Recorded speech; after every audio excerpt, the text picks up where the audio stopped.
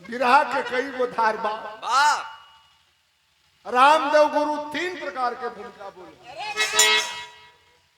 Variety रहल उनके अंदर, वही में कई हो गो प्रकार हो।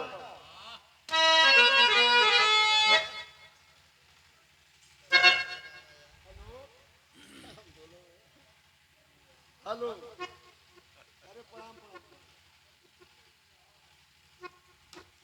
जी।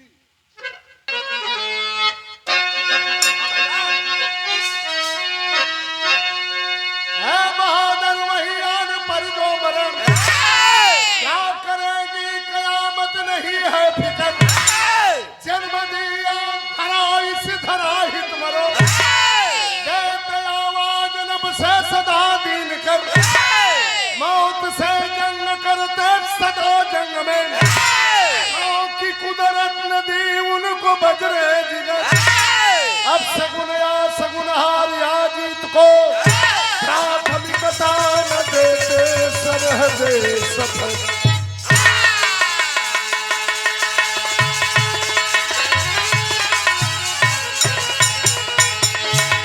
बिहार में करण गजल के तर्ज कौन है मास्टर?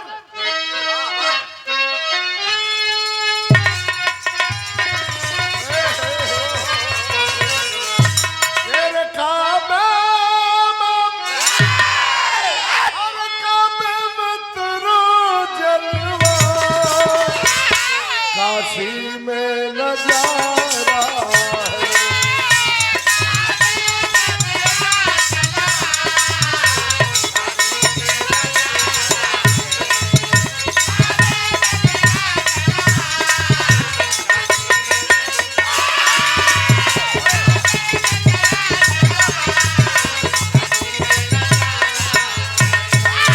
हीरो के लिए भाव कवि ने लिखा है कि सरहदी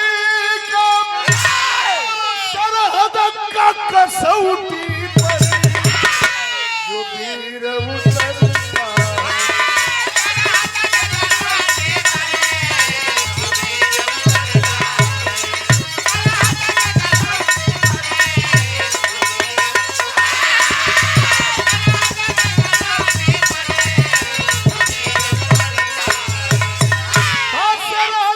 कसौटी पर जो वीर उतरता है, अरे इतिहास से उसे लेकर सीने से मचलता है।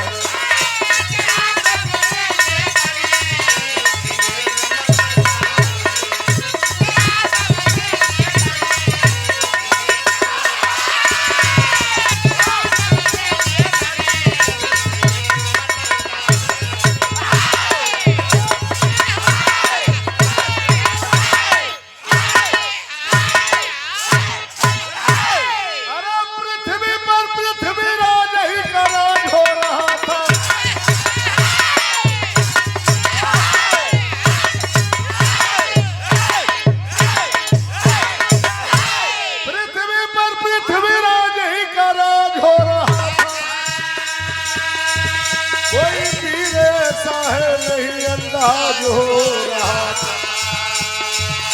अतुल वीर राजा जी है जश्न हो रहा, मंत्री के द्वारा शिवसागर का प्रश्न हो रहा, जब तक रहेगा सामने मलखान का चेहरा, जब तक रहेगा सामने मलखान का चेहरा, तब तक नहीं तो है मेरे श्रीमान का चेहरा।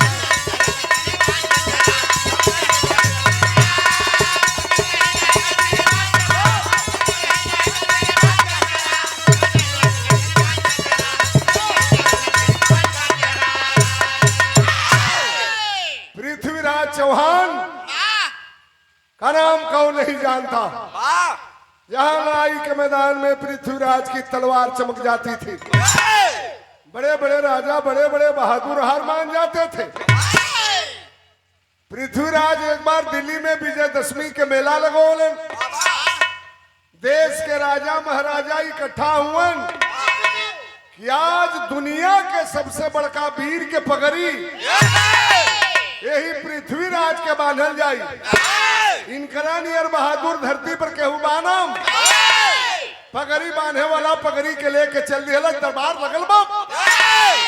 मंत्री जब खबर को पाया है, हला सरे महाराज दुनिया के सबसे बड़का वीर के पगड़ी बनवावे चल दिया। सिरसागढ़ का मलखान आल्हा उदल का मौसेरा भाई अभी धरती पर जिंदा है। वही से लड़ाई लड़के अइबम ओके हरा के अइबम पगड़ी बनाई तो ठीक लगी। पृथ्वीराज कहलन करे मंत्री तूने तो कलेजे में आग लगा दी, क्या बात करते हो? चढ़ाई करूंगा सिरसागढ़ के मलखान के ऊपर।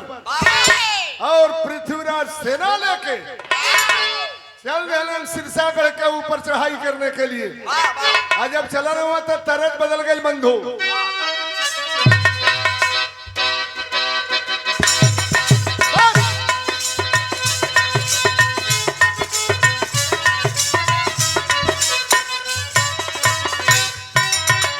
फिल्म का नाम ठकुराई।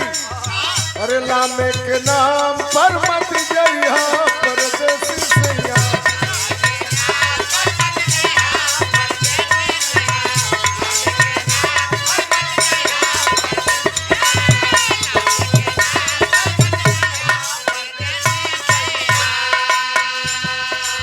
कितना छायाबाद लिखा है राज विजय कवि ने। घर ही में गंगा यमुनी घर ही में जमुना हो।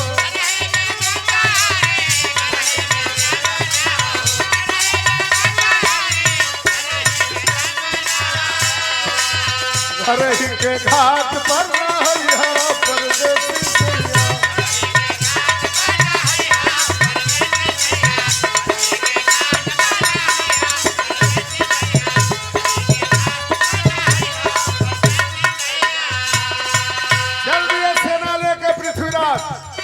और कापे सुल्तान की गदरिया नजरिया खूनी।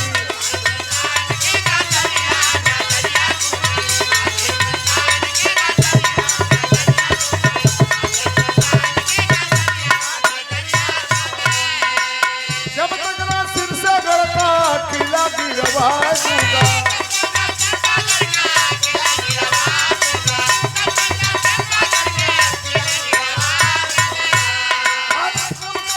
खान को ना जब घर पहुंचा दूंगा।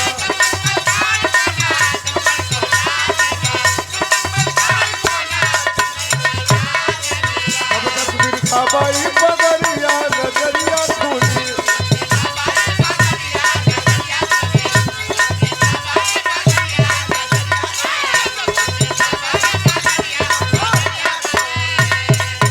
पृथ्वीराज सेना साज का ऐलान कर दिया करे सिरसागढ़ का मलखान तेरी मां ने अगर दूध पिलाया है। दिल्ली का राजा पृथ्वीराज चौहान ललकार आया वो लड़ाई के मैदान में। बहादुर था मलखान सिंह। सिरसागढ़ के किले पर बैठा था। बाहर आता है कहा गया पृथ्वीराज मिटा दे सूरज को दीपक दिल्ली में ऐसा तेल नहीं। सिरसागढ़ को अपना लेना तेरे बस का खेल नहीं। वीरों के अंदर मलखान तुझे ललकारा है। रागी दल की कौन कहानी जो नाहर को कभी पछाड़ा है। तुम जैसे घाती मच्छर को चुटकी पर रहकर मल देंगे। को काट काट छाती के ऊपर चल देंगे। पृथ्वीराज तोरे नियर पृथ्वीराज के काट के छतिया पर चलने देली तो फिर मलखान नाम ना हला पृथ्वीराज की आवत तो फैसला हो जाए। चले हैं दोनों ओर से बहादुर। कवन गीत में मास्टर?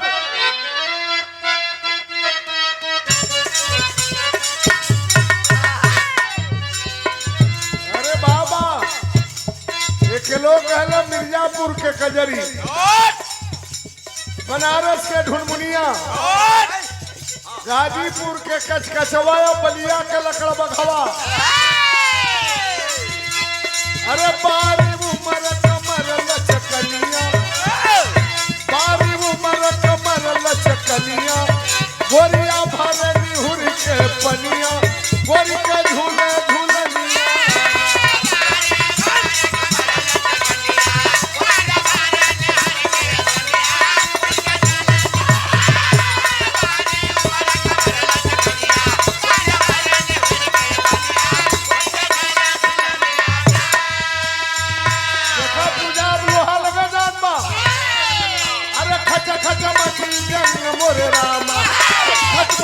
रंग जंगी भई ये जवानवा हो गगनवा कहिया देखे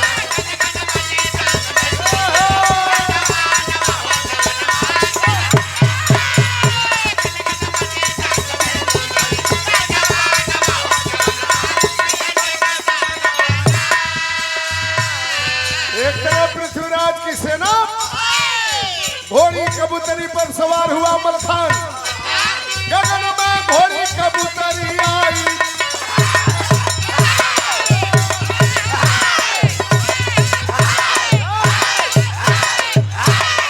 गगन में घोड़ी कबूतरी आई यार पैरी बल में गई समाई पैरी कट कट कर डगराते के गजब मलखान चलाते हो गई पृथ्वी के दिल में शंका जब देख नयन जलन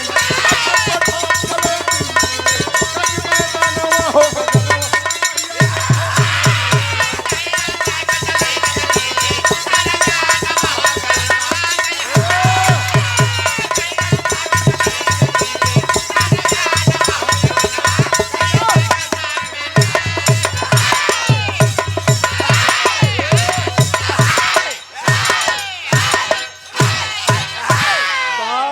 बछरू मारे पहलवान बच बचाई के में अपने गुणा गणित से अब चले के बाद चौदह अपने अपने हिसाब से राज विजय विराम बहुत गुणा गणित बा कार्यक्रम बा कहाँ खिपा दीदा उससे कोनो विराट माने मतलब देखा कम होता है के कम होता उठाओ अपने हिसाब से चलना पड़ेगा वाह वाह क्या बात है फरमाइश भी हो हालांकि हम छोड़ दिले हैं चला आज भर लड़ाई शुरू भई वाह वाह पृथ्वीराज के आधी सेना को तलवार से कच कच काट करके कर दिया मलखान बाचल सेना लेके दिल्ली की ओर भगले हैं अब भगलन तो सिरसागढ़ वाला ललकारे लगल अरे जी हाँ उबा एक हम बड़ा गौली बिरहा में अरे वाह जब हम 90 में राजविजय गाजीपुर होते हुए बनारस में जब हम एंट्री कैली वाह वाह तो घड़ी कुल धून चल रहे और 94 में हमरे गुरु काशीनाथ यादव मिलसी हो गई मान्यवर कांशीराम साहब ने बहुजन की सरकार थी उन्होंने एमएलसी बना दिया अब जितना प्रोग्राम बनारस के चंदौली के इलाहाबाद के लिखले रहन रामदेव की संग लिखले रहन अब व्यस्त हो गए हाउस चलने लगा कलन की सारा प्रोग्राम जाकर के गाजनाम कर ले रहे सरकार हमार के हुसुनी लेकिन एक कुल हमरे लगे कला रहल नाचल गावल कूदल नटनिया धोबिनिया पखाउज के नगरा के डफरा के कुल गीत शुरू कैली रामदेव कलन बारे बेटा ये अपनी कला मत छोड़ना गाना बजाना एक कला है उनका आशीर्वाद हमके आज भी याद बा